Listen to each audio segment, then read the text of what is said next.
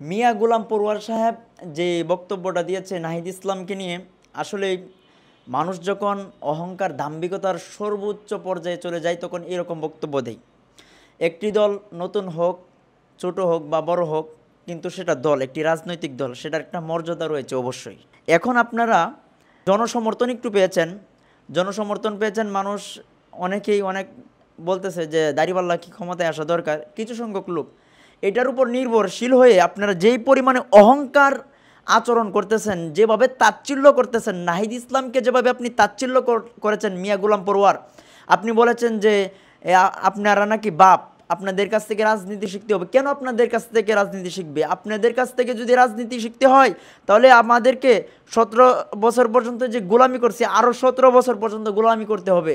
কারণ আপনারা কিভাবে স্বৈরাচারকে হটাতে হবে, কিভাবে স্বৈরাচারের দুঃশাসন থেকে মুক্তি পেতে হবে জাতিকে, সেটা শিক্ষা দেন নাই। আপনাদের ওই যে 17 বছর পর্যন্ত মগবাজারের তালারুদ্ধ ছিল আপনাদের কার্যালয়, ওই তালা দেখতেও আসেন নাই, জং পড়েছিল, জং, ঠিক আছে? ওইটা আপনারা শিখছেন, কিভাবে স্বৈরাচারের কাছে মাথা নত করতে হয় ওইগুলা শিখছেন। আর নাহিদ ইসলাম শিক্ষা দিয়েছে কিভাবে স্বৈরাচারকে হটাতে হয়, কিভাবে আওয়ামী লীগের এই দুঃশাসনকে দমিয়ে দিতে হয়, কিভাবে আওয়ামী লীগ সরকারকে বিলুপ্ত করতে হয়, সেটা নাহিদ ইসলাম শিক্ষা দিয়েছে।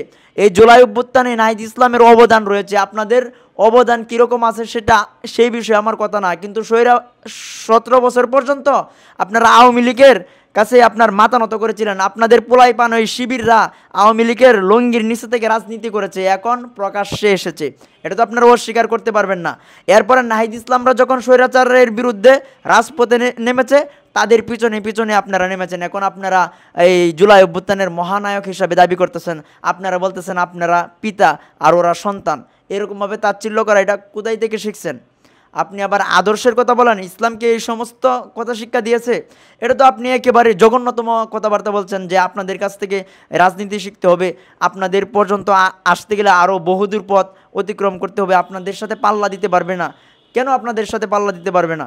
আর এই নাহিদ ইসলাম, তার কি পর্যাপ্ত বয়স হয় নাই? তার কি শিক্ষা দীক্ষা নাই? আপনার বয়স যে বেশি হলে যে আপনি রাজনীতি বেশি বুঝবেন বা প্রজ্ঞার সাথে আপনি কাজ করবেন, বিষয়টা এরকম না। জ্ঞান মস্তিষ্ক এটা নিজস্ব প্রজ্ঞার সাথে সম্পর্কিত, এটা বয়সের সাথে না। আপনার বয়স হতে পারে অনেক, কিন্তু আপনার এই বয়সে আপনি কি করেছেন, আপনার কি অবদান আছে? আপনারা তো 5ই আগস্টের আগে কেউ চিনত না, আপনাকে হারকেল দিয়ে খুঁজে পাওয়া যায় নাই, একটা হুঙ্কার দিতে পারেন নাই। এখন হারকুলিস হয়ে গেছেন, শরীরে অনেক জোর আইছে, এখন যার তার ব্যাপারে যেভাবে ইচ্ছা সেভাবে বক্তব্য দিতেছেন। নাহিদ ইসলামকে যে আপনি তাচ্ছিল্য করে বক্তব্য দিলেন, যে তাদেরকে যে এত অপমানই করলেন, আপনার বিএনপির দিকে তাকান, সালাউদ্দিন সাহেবকে নিয়ে নাহিদ ইসলাম কি কটুর মন্তব্য করেছে, কিন্তু নাহিদ ইসলামকে ক্ষমা চাইতে বলেছে। সালাউদ্দিন সাহেব স্বাগতম জানিয়েছে। সালাউদ্দিন সাহেবের দেখবেন এই জুনিয়র যারা নেতা আছে, তারা যখন সালাউদ্দিন সাহেবকে নিয়ে বিভিন্ন আপনার অপমন্তব্য করে, তখন উনি সেটার বিষয়ে কোনো পদক্ষেপ নেয় না, বরং হাসি দিয়ে তাদেরকে ক্ষমার দৃষ্টিতে দেখে। ওনার কাছ থেকে আপনাদেরকে রাজনীতি শিখতে হবে।